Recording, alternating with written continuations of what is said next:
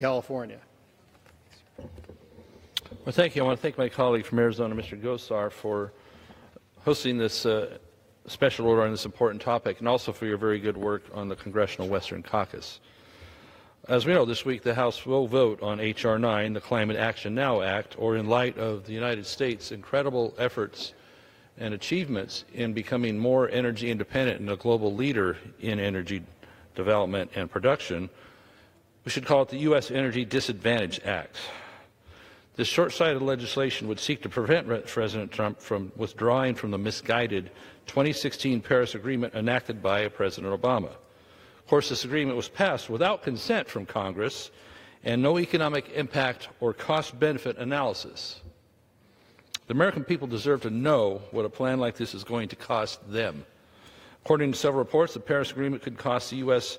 $250 billion and 2.7 million jobs by just 2025, many more jobs over a longer period of time, and even as much as $3 trillion by 2040. Furthermore, this bill is completely one-sided. It received no congressional hearings or feedback from the administration, stakeholders, or outside experts. Bottom line, this bill would result in an unfair economic playing field against the United States and in favor of all the other countries.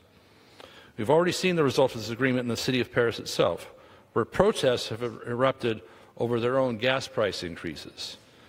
Just like the Green New Deal boondoggle, enacting this legislation would have an almost insignificant effect on actually decreasing global emissions. Indeed, the United States is already by far the leader in reducing greenhouse gas emissions and has lowered our levels of emissions by 15% since between 2000 and 2014, leading the other major countries and producers. Why do we need to be in the Paris Accord when we're already leading the way? We need to drag the others along in this process and have them do more about their own emissions, such as China, which emits more carbon dioxide than the U.S. and the European Union combined. So why are they let off the hook in this until the year 2030? Why is India let off the hook until 2030?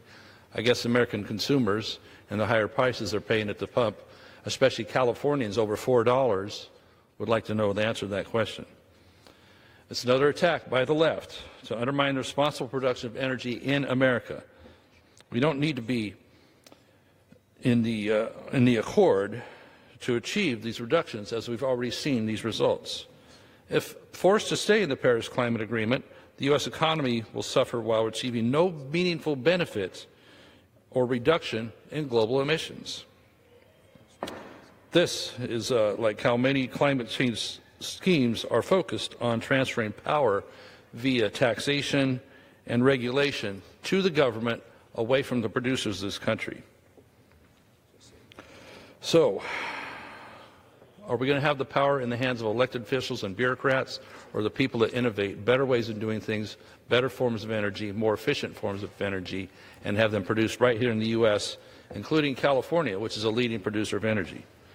I strongly urge my colleagues to reject this measure and any other climate change scheme that hurts our economy and our energy production when we're the innovators of doing things better around the world.